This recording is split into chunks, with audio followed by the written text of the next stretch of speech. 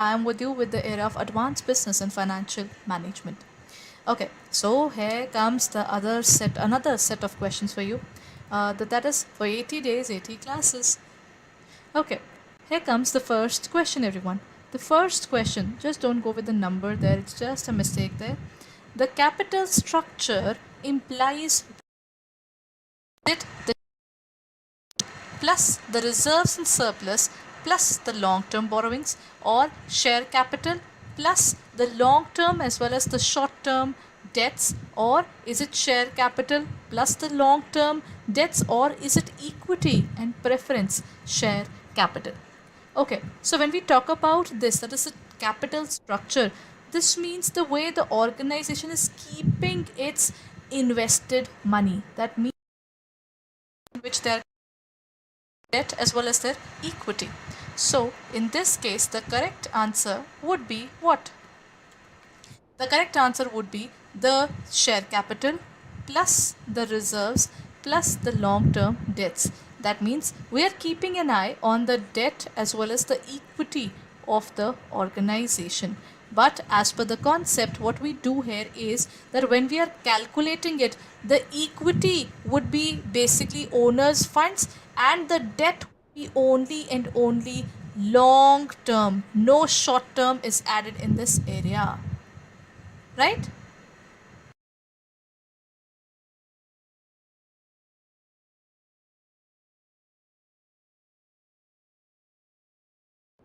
Done, everyone?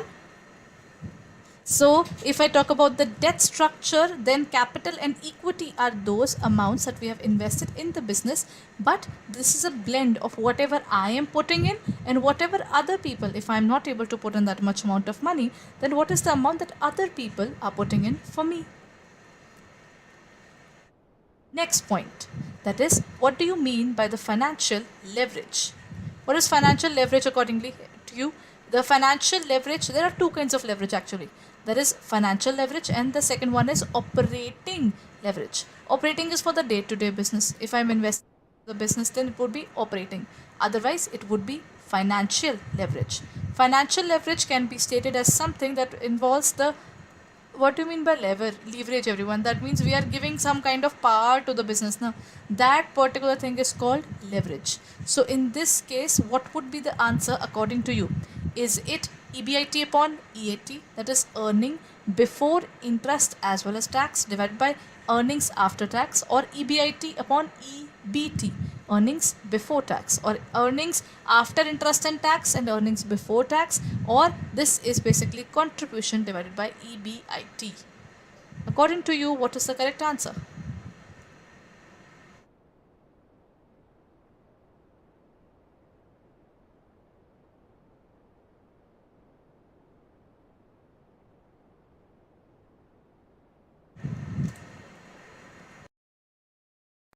The EBIT upon EBT. This is earnings. This is earnings before interest and tax. Earnings before interest and tax divided by earnings before tax. That is EBIT upon EBT.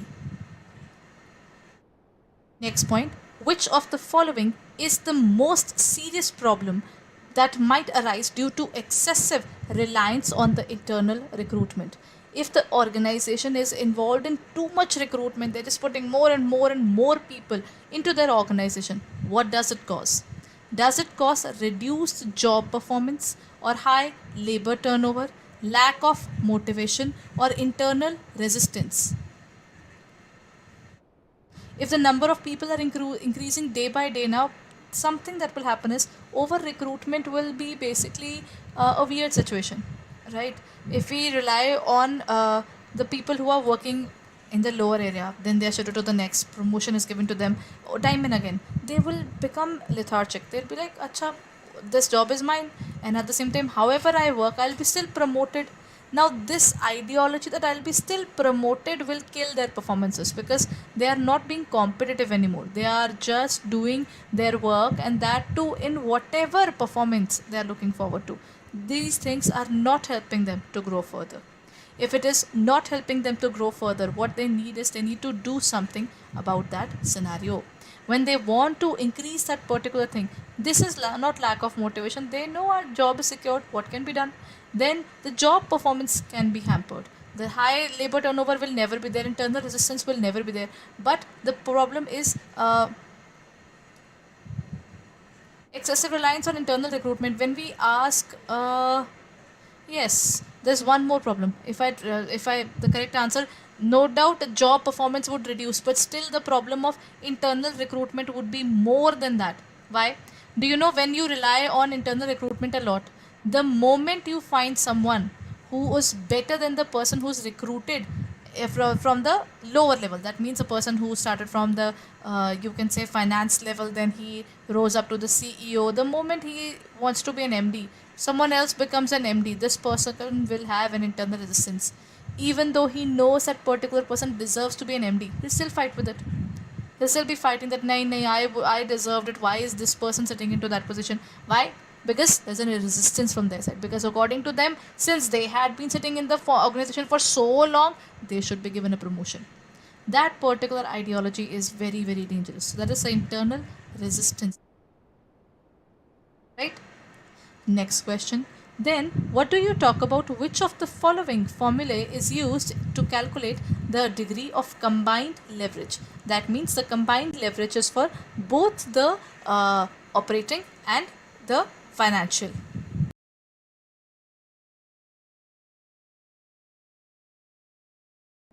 Is it percentage change of EBT divided by percentage change of EBIT, or percentage change of EPS divided by percentage change of sales, or percentage change of EBIT upon percentage change in sales, or none of the above?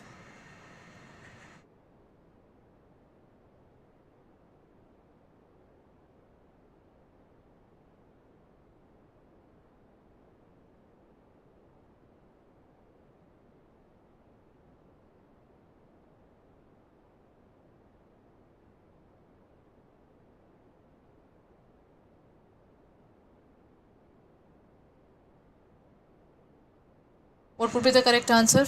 The correct answer here would be percentage change in EPS divided by percentage change in sales. So in this case, the correct answer would be B. The degree of combined leverage is the product of degree of operating leverage and degree of financial leverage. It is used to respond the company's earnings in comparison to its sales. Basically, in this case, what's happening? Percentage change in EPS upon percentage change in sales. We are looking forward towards operating as well as the financial work together. Whatever we need on a daily basis, and whatever we need to increase our earnings for the organization, that means our shareholders needs to be kept happy now. That is the point that they are looking forward to. So in this case, it would be B. Okay, I think we are done with this question, but let's look at it again. The term capital structure implies share capital plus reserves plus long term debts. If we look at, then is share capital plus long and short term debts. C is share capital plus long term debts, or equity and preference share capital. The point is, when we look at share capital plus reserves, this is what we can specify as this amount. Share capital plus reserves would be giving us a total of shareholder funds. This is the amount that we are putting into the business there, and plus the long term debts. The long term debts are the ones which are taken for more than 1 year. So it would be share capital plus the reserves plus the long term debts, that is capital structure. We do not look at the short term debt, we just look at the long term debt. Next point, the process of narrowing a large number of candidates to a smaller field is called rushing, recruitment, selection, or enrollment. What would the point here, everyone?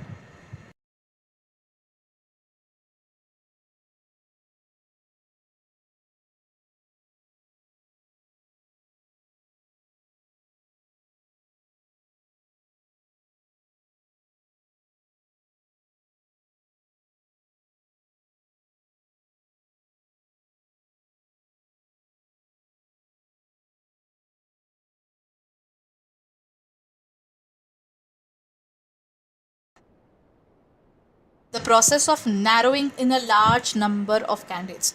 That means we would have seen Mr. N, Mr. IX, Mr. Y, Mr. Z. We're looking at so many people out there now. Then we'll be looking forward to only a limited number of people. From these, we'll be selecting the one who should be there into the post there that we're talking about. So that would be selection.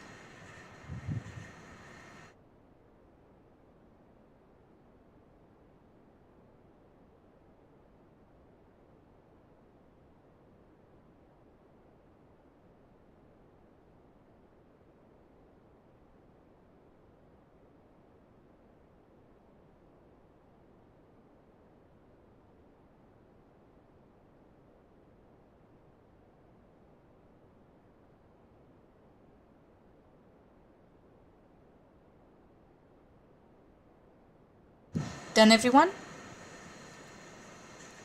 The correct answer here would be selection. Why? Because in terms of recruitment, we are adding more and more and more people. And then selection says, no, no, this particular person should not be chosen. That particular person should not be chosen. We are removing the number of people who are not desirable to us, right? So in this case, it will come out to be selection.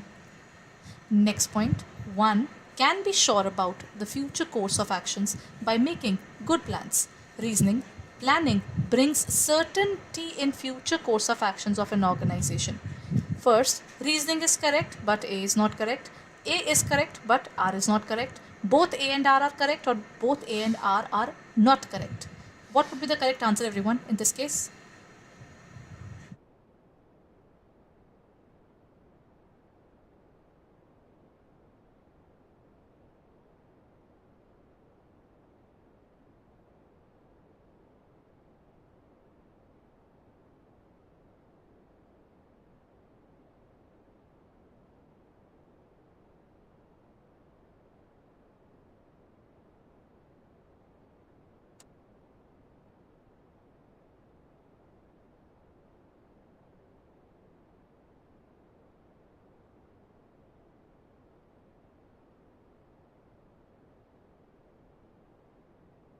In this case, the correct answer is whenever we decide the first thing. That is important. That means reason is correct, but the assertion is not correct. The first thing is says one can be sure about future course of actions by making good plans. We can have this is what I want, this is what I don't want, but those things are there. But the point is the future course of action cannot be determined on this basis, right? And since the future course of action can vary when the plans fail, whenever there is a basic dynamic situation there, the best plans can fail. So that doesn't allow us to look forward to, but it brings a certainty. For example, if I decide, nay, today I'll be doing this, nay, today I'll be doing that, I'll be leaving everything else and just focusing on this. This is my plan now. This is what I look forward to, right? So in this case, the correct answer is that planning, it doesn't bring certainty, but it can give a particular feeling that yes, this is what I'll be doing in future. Next point, what does a high payout ratio indicate? Does this mean I've got good amount of money, or the management is not plowing back enough profit, or the management is plowing back enough profit, or the company is earning high profit?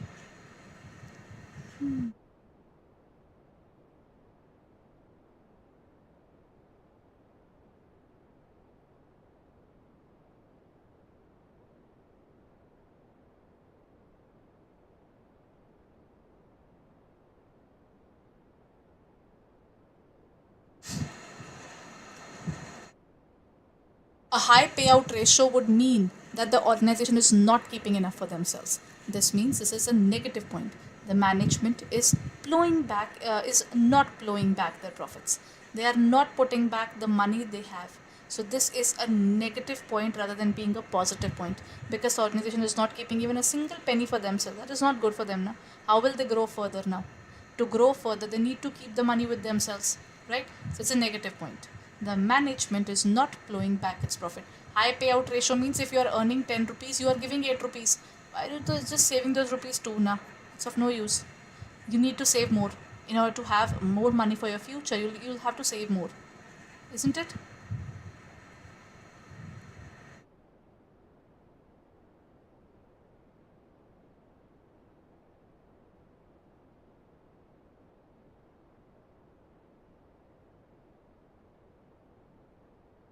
Next point, arrange the following staffing procedures to in correct sequence.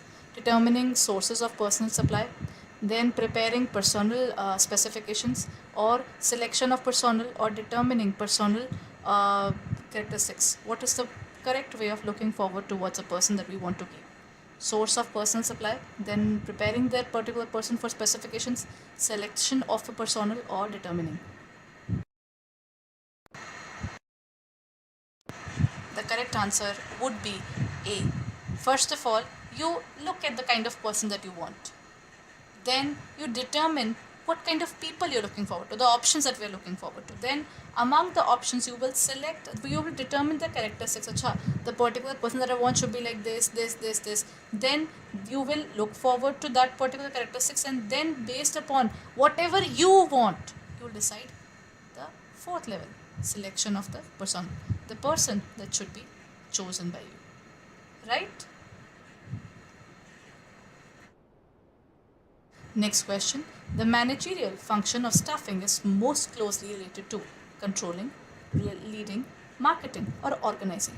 If I look at staffing, then staffing is very much closely related to organizing. Why? We start with planning, then we go to organizing, then we go to staffing, then we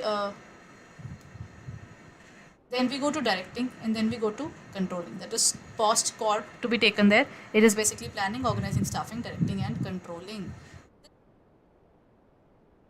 We work. So in this case, that's the answer. Okay, this is it for the day, everyone. But if you're preparing for CAIIB, the examination is coming up. Have you really looked forward to your preparation in a better way? If you haven't, then the very first thing that you need to do is go ahead and check out our website. If you haven't checked out the website yet, for further details, you should check out whatever we are having. Do you know CIB batches are coming up from 21st of April there? If you haven't seen that, then go ahead and check it out. Same on our website. What you need to do is basically go on the JIB and CIB era. Let me just guide you where to go exactly.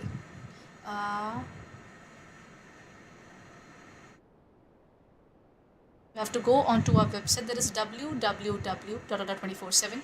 Go onto the area of JIB and CIB. Just go onto the CIB 2023. Here you will find all the details of the upcoming batch that is starting there. This is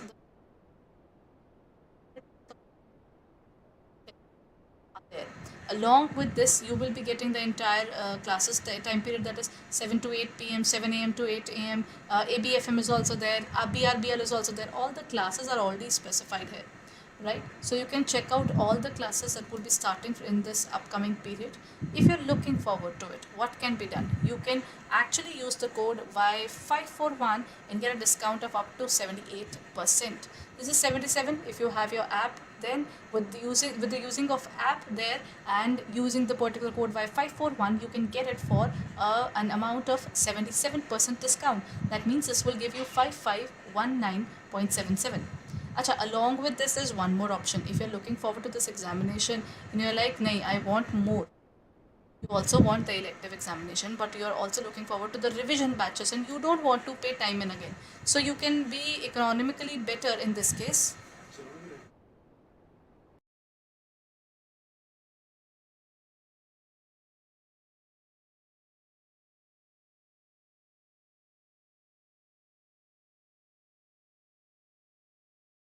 Okay, so in this case, what you can do is you can go into the JIB and CIB Kamaha pack. Just go onto the CIB Kamaha pack. This includes hours of classes, 65 test series, 514 videos, and 124 ebooks. What you can do is you can go ahead and check it out. There are 5 electives covered in rural, HRM, IT, Digi, and risk management and central banking. What you need to do is you need to go onto this area and then you need to click on the area of buy now, and you can use the code Y541. As soon as you will apply this code, this will cost you 8049.77. That means this 8,000 rupees can save a lot of time because you don't have to buy revision batch, you don't have to buy any other specific batch out there. This particular one batch can save your money because you don't have to pay for electives, you don't have to pay for the revision batches or the power pack or the case study batch, whatever batch is coming up. And both bilingual as well as English medium batches open for you. That means you can look out for the content in any of the classes without any hassle, right? So if you're looking forward to better content and a better way of preparing, then kindly go ahead and join our classes. And we as a mentor would be guiding you as well as teaching you all the concepts of the CAIIB examination, right? Thank you so much, everyone. I'll be meeting you tomorrow. Thank you.